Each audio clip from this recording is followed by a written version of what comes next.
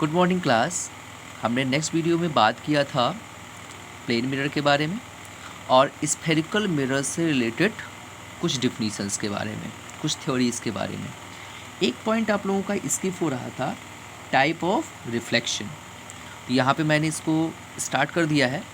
Type of reflection में देखा जाए तो रिफ्लेक्शन आपका दो टाइप का है। एक क्या है? Regular reflection.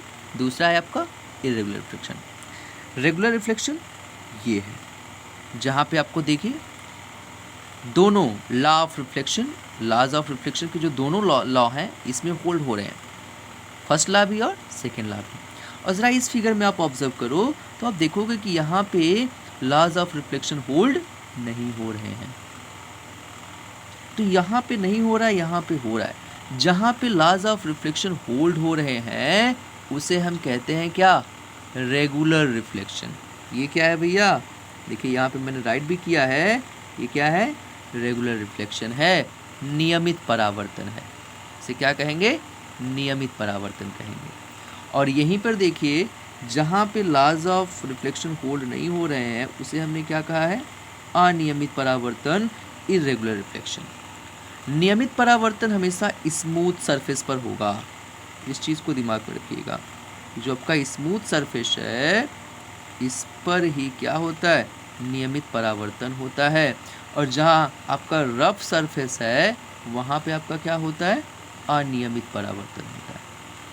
और अनियमित परावर्तन को एक नाम दिया गया है विसरण। इसी को डिफ्यूज़न भी बोलते हैं। इसे डिफ्यूज़न ऑफ लाइट भी कहा जाता है, इरेगुलर रिफ्लेक्शन को। तो इस चीज़ को भी आपको दिमाग में रखना है कि इरेगुलर रिफ्लेक्शन को ही हम क्या कहते हैं? डिफ्यूज़न भी बोलते हैं, विसरण भी बोलते हैं। रेगुलर रिफ्लेक्शन क्या है? जिसमें लॉज ऑफ रिफ्लेक्शन होल्ड हो। डिफिनीशन आपके सामने। और यहाँ पे जहाँ पे लॉज ऑफ रिफ्लेक्शन होल्ड नहीं होते हैं उसे हम क्या कहते हैं? इरेगुलर रिफ्लेक्शन कहते हैं। क्लियर? और इसी को हम डिफ्यूज़न ऑफ लाइट भी बोलते हैं, विसरण भी बोलते हैं।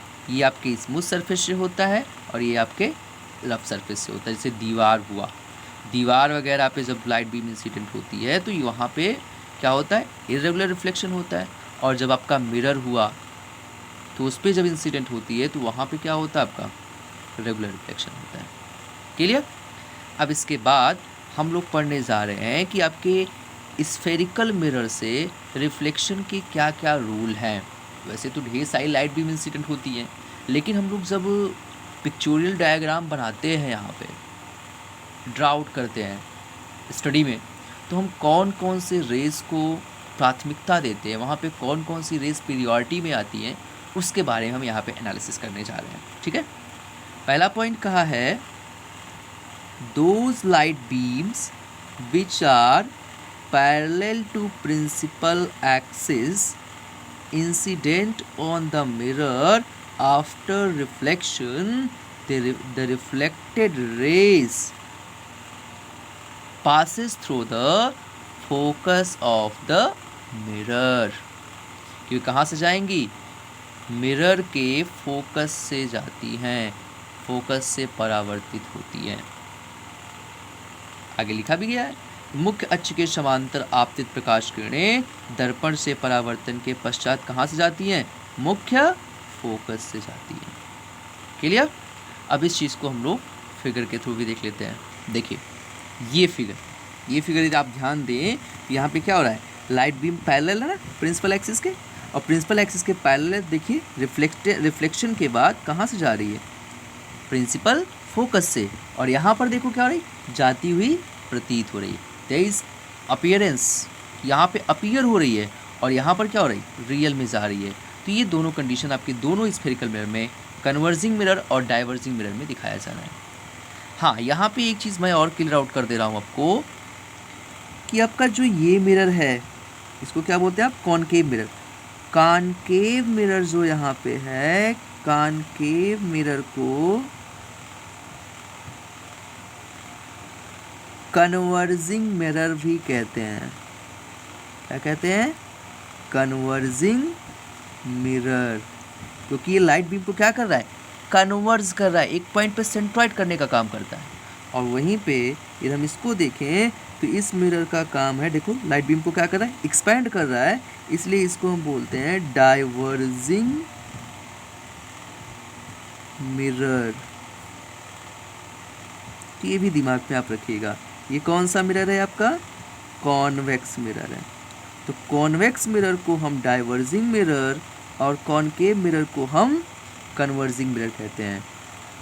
कन्वर्जिंग का मतलब है अभिसारी। तो आपका जो अवतल दर्पण है, कौन सा दर्पण, अवतल दर्पण, इसको बोलते हैं कौन सा दर्पण, अभिसारी दर्पण। ये भी दिमाग में रखिएगा कि अवतल दर्पण को अभिसारी दर्पण, और वहीं पे आपका जो ये उत्तल दर्पण है, इस उत्तल दर्पण को हम क्या कहेंगे, अपसारी दर्पण। कैसा दर्पण, अपसारी दर्पण। ठीक है, तो ये कंडीशंस आपको मिलेंगी कि आपका जो ये मिरर है, ये वाला, ये कॉनकेव मिरर है, कॉनकेव मिरर को कन्वर्जिंग मिरर, इसी को अभिसारी दर्पण कहते हैं, और ये आपका डाइवर्जिंग मिरर है, इसीलिए, और इसे आप जानते हैं कॉन्वेक्स मिरर कहते हैं, उत्तल दर्पण कहते हैं। तो ये क्या है, अपसारी मिरर है। अभिसारी क्यों है, क्योंकि ये प्रकाश किरणों को केंद्रित करता है, और ये क्या करता है, प्रकाश किरणों को फैलाता है। क्लियर।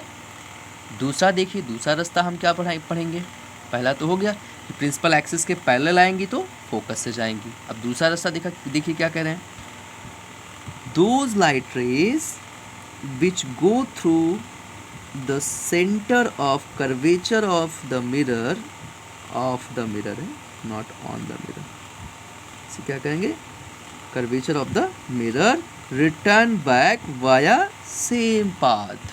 मतलब जो light beam centre of curvature से जाएंगी, दर्पण के वक्रता केंद्र से जाएंगी, वो उसी पाथ से वापस भी लौट आएंगी या लौटती हुई प्रतीत होंगी। भाई वक्रता केंद्र से जाने वाली प्रकाश किरणें परावर्तन के पश्चात इसी रास्ते से वापस लौट आती हैं। बात वही कही गई। आप देख भी रहे हैं कि सेंटर ऑफ कर्वेचर से जा रही है तो सेंटर ऑफ कर्वेचर से वापस भी आ रही है। यहाँ पे जाती हुई प्रतीत हो रही तो फिर आती हुई भी प्रतीत हो रही है। लास्ट देखिए, तीसरा तरीका क्या है, तीसरा तरीका है कि those light beam which moves through the focus of the mirror after reflection they becomes parallel to the principal axis. यहाँ पे आप देखिए कि जब फोकस से जा रही है प्रकाश किरणें या फोकस से जाती हुई प्रतीत हो रही हैं, तो इस कंडीशन में आप देख रहे हैं कि रिफ्लेक्शन के बाद जो रिफ्लेक्टेड रे है ये पैरेलल हो जा रही है, किसके, आपके प्रिंसिपल एक्सिस के। तो ये आपके लॉज हैं रिफ्लेक्शन के बाय स्फेरिकल मिरर, और इन्हीं के बेसिस पर हम स्फेरिकल मिरर से बनने वाले इमेजेस को बनाएंगे और उसके थ्रू देखेंगे कि कौन कौन सी कंडीशन हमें मिलती है। ठीक है, इसके बाद हम लोग एक डेरिवेशन करने वाले हैं, उसके बारे में बात करते हैं। ठीक है, now we are going to